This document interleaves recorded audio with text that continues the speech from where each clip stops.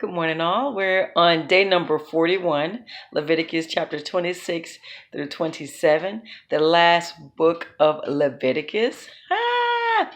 And God reminds the children of Israel not to serve any idols. Don't create any idols, sculptured images, altars, anything. Don't worship any other gods, something they create.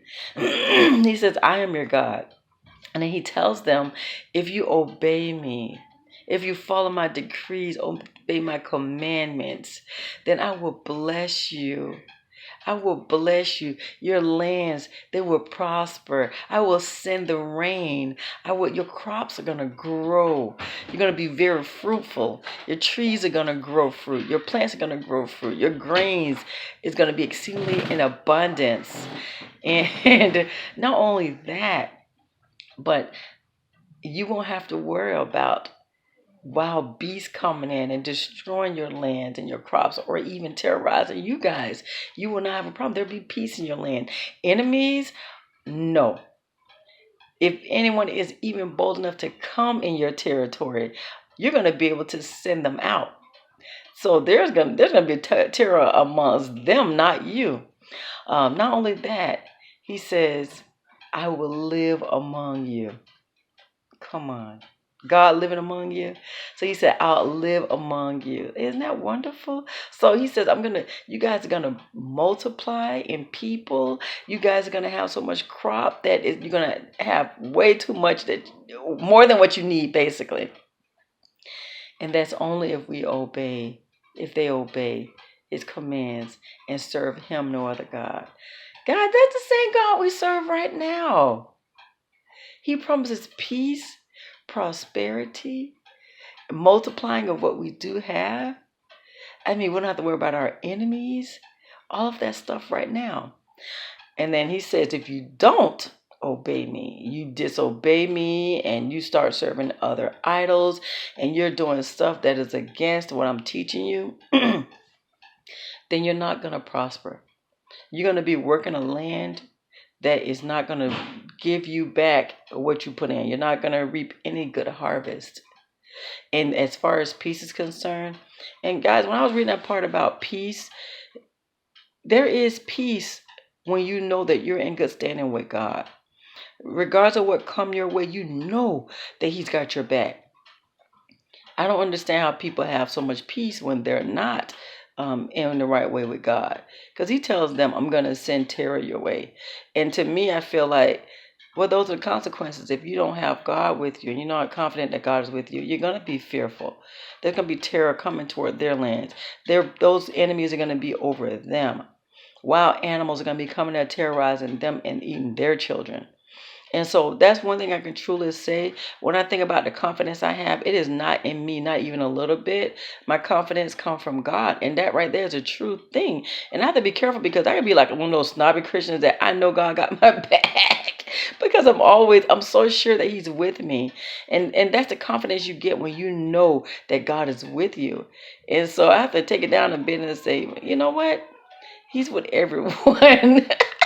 And you know what? He loves everyone. It's just not you, Kamera. And I know this, though. That's the thing I know. I know he loves everyone. I know he's with everyone.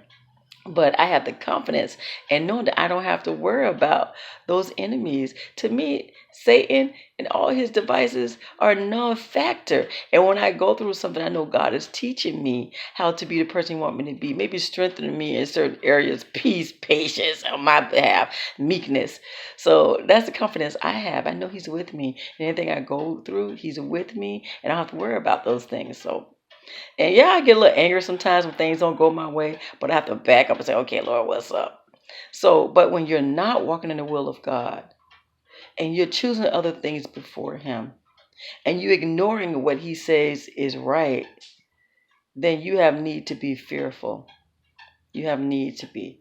And so a lot of people look at prosperity as being rich and all that stuff. And there's prosperity in a lot of ways. And I was just talking to someone the other day, and they were talking about, oh, this person's rich and they're not serving God. Yeah, do you really think that they have that peace? Do you really think they have that joy, that natural peace and joy? Let me tell you, there's a difference. I don't have to worry about the next person. And so I have prosperity in a lot of ways, and I'm content with what I have. So I thank God. I feel I'm always joyful. I'm always at peace. You can't beat those two things all by themselves. I feel loved in every way. So I just thank God for Him being the God who proved Himself to be who He is. And guys, I'm telling you, He is worth putting your trust and all into. So yeah, we didn't start this to talk about me and my joy and peace with God, but we are talking about prosperity in God, and that's the way you get it is when you obey Him. And when you do not obey Him, He's telling you what's going on. I'm going to allow your enemies to be over you, your rulers to be over you. There's going to be terror, and you are going to be a fearful person. There's going to be fear. You have need to be fearful. Okay, so that's what he's talking about the children of Israel. And then the last chapter, he discussed when you give a vow to God and you dedicate anything to God. And one of the things, he tells you how to dedicate, what is acceptable to dedicate and the vow and all that, and the offerings. But one of the things that stick out most to me is when he says, you cannot use your first as an offering to him. The first belongs to him anyway.